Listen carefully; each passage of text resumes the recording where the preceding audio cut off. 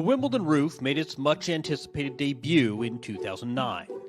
But for the first few years, it was largely decorative, the world's most expensive sunscreen. Maybe it was all that alone time that triggered a need for some attention, but eventually the roof developed quite a salty personality. Starting in 2012, the @WimbledonRoof Twitter handle was created, and it wasted little time directing snark at players and other Grand Slam events alike. But would exalted and dignified Wimbledon really put up with this kind of behavior? Johnny Perkins, head of communications for the All England Lawn and Tennis Club, filled us in about this vexing issue, one that's plagued the championships for years. Okay, so what we found is that the roof has its own Twitter handle, and I think first off people felt that it was our own official site, and we've had to say, well, actually, no, it isn't. Tracking down this sort of unofficial handle is a tricky job. We've asked the security services in this country, can they help us? But no, they can't. So it looks like there's only one man who can, and that's John WERTHEIM. After accepting this mission on behalf of the club, my first plan of attack was to make a direct negotiation in the very spot where our suspect would most likely be hiding, center court. Where are you? Come find me. Here I come. Good luck. And so I was off, on a journey to solve a mystery that's baffled Wimbledon for the last few years.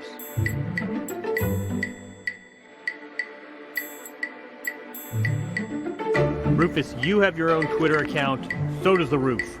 Now go find him. After searching every nook and cranny of the All England Club, I ended up full circle right where I had begun. Having trouble finding me, are you? Game, set, match. You win this year. Better luck next year. I am going to blow the roof off this eventually.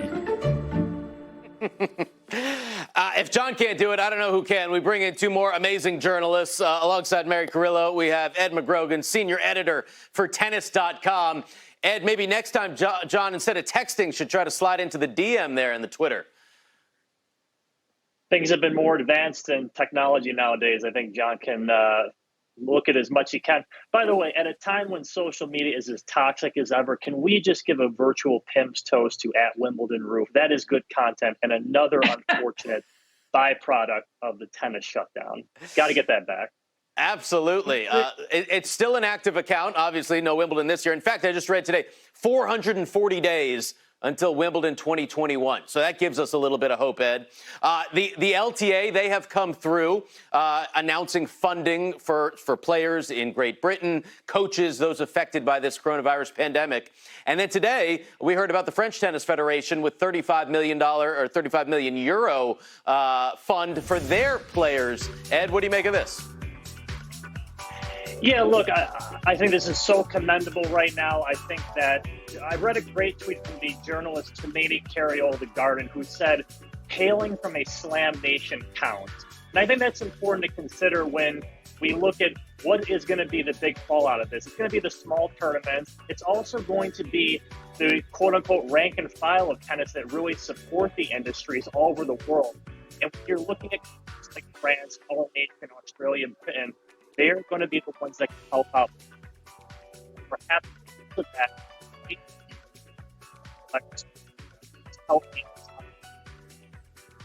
Few issues there with the audio for Ed. Mary, you want to chime in? Yeah, no, I want to echo what Ed was saying. If you come from a Grand Slam nation and you get a wild card into the qualifying of a major, a qualifying at Wimbledon, qualifying at Roland Garros, you are guaranteed so much more money than you're used to seeing all year long. And so many of the players that can't afford to hang on to their coaches, hang on to their trainers, are in real trouble. One of the reasons, you both know, why Roland Garros tried so hard to get itself on the tennis calendar. Right now, they're trying to play after the U.S. Open, is because they finally put a roof on Court Philippe Chatrier, and they're trying to figure out a way to pay for it. So that's a big deal too. I mean, now all four of the majors, can claim that they're weatherproof, but nobody's pandemic proof. That's absolutely true, although Wimbledon did have the pandemic insurance that none of the other slams did have. Ed, Tennis.com has been such a valuable source during this time. All kinds of stories. One of them, that the Madrid Open is going to be playing a virtual tournament. What more can you tell us about this? Well, I love the idea. You need to be as creative as possible with the players, with content today. That goes for Tennis.com, but it goes also for tournaments as well. So what Madrid is doing is they're actually, getting players, Rafa, including Kiki Burns, as you see, to play the tournament virtually over a video game. And I wonder if this is the ultimate referendum on Rafa's clay court prowess. You have golf courses try to tiger-proof their courses. Tennis tournaments can't do that. But maybe if you notch down Rafa's speed and power a little bit on the video game, we'll see what he's really made of here. But in all seriousness, what this tournament is doing to support, because the proceeds which go to the players are also going out to COVID-19, a very commendable gesture for any event that's not being held when it's scheduled to.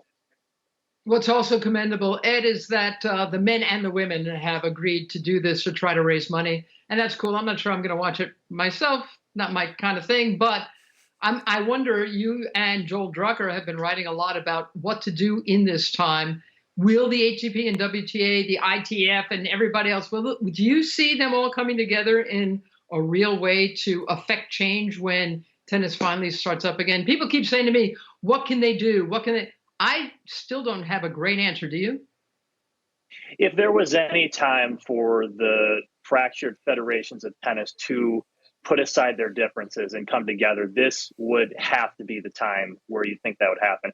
And I think that what Roland Garros did with their really rogue move to go off in September, you can see just from the response from all the federations that I think they do recognize that this sport only survives if the sum is, if everybody is involved.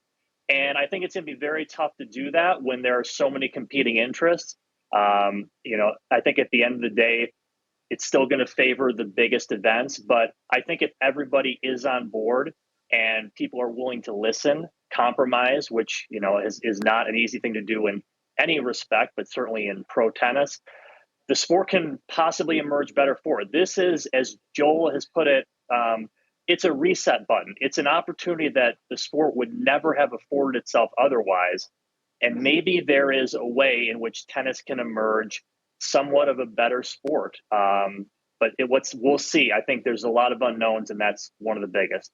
Yeah, we certainly hope so, Ed. Part of the tennis family, Tennis Channel, Tennis.com. Great to have you on TC Live, senior editor of Tennis.com, Ed McGrogan. Keep putting out those great articles. Love reading them.